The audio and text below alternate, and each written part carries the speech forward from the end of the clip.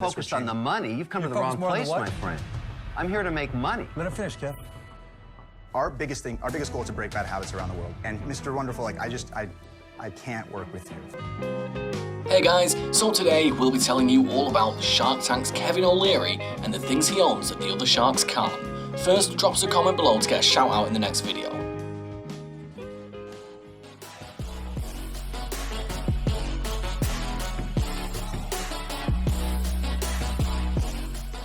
ABC's Shark Tank scratches that itch that everybody has, the fantasy of coming up with that one brilliant idea that would take you from eating top ramen to lounging on a mega yacht.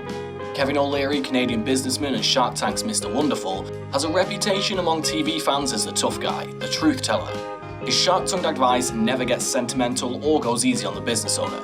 He's also known for offering complicated deals filled with royalties and fees instead of the simple equity deals that most of the sharks prefer. Because of that, he doesn't make that many deals, but often offers the cold hard truth playing Simon Cowell for the audience.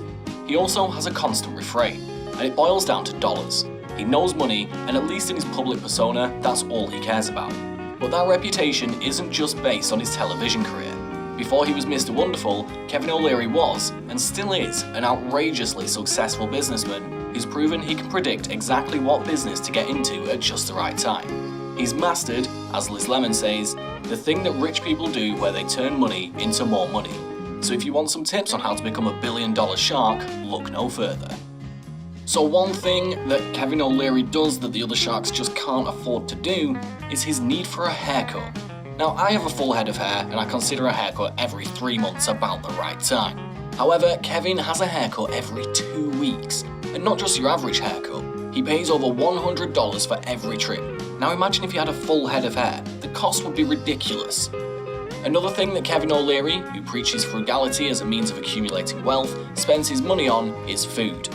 According to a CNBC television interview, Oleary admitted to spending about $1,000 a day on meals, because he frequently has to attend business meals 3 times a day, 5 days a week.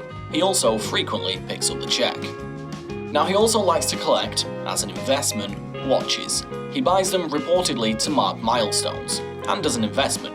But he notes that if you don't wear a watch you own for 90 days, you should probably not own it. With that as a prerequisite, he has amassed a collection of about 40 watches. He owned a vintage Cartier Panthère that was stolen from him a few years ago. He was wearing it when he signed the deal to sell the learning company to Mattel. Added this year to his collection was a $30,000 Patek Philippe 5711/1A. Oleary told CNBC it was not only the crown jewel of his collection, which he has sought for years, but a great investment, because even now collectors are willing to pay up to $80,000 for it on the secondary market, meaning in purchasing it, he just made 50 grand. Kevin also has some outlandish ideas about why most Americans are stupid with money and can't afford the things he can. Don't buy coffee from a retail shop unless you are debt-free. Never have more than 4 pairs of shoes, and never own more than 3 pairs of jeans. He says that following these rules will help you become a millionaire by the time you are 60. One thing that Kevin owns that maybe not all the other sharks do is such a savvy sense of business, having worked hard and got the recognition he deserves. A few of his better known qualities are, he knows his own weaknesses, knows when something is failing, and lastly, knows his reasoning for starting a business. Now Kevin started young with a business model in mind, using technology to help kids with the basics. After then, he struck a deal with TLC. He then pushed his brand and ideas further. At the turn of the millennium, he sold that company close to $4 billion and has since had many ideas and created loads of new products. And lastly, the main thing he owns that the other sharks don't is a drive to be better and not just gift people money. Even his own kids have to take the economy seats on places whilst he sits in business class. Teaching people to make money is much more a long-term solution than just giving someone money. That is his main preaching point, and one that quite frankly makes a lot of sense. Now if you agree or disagree with anything that we've said in this video, leave us a comment below and we'll write back to every single one of you. Until next time.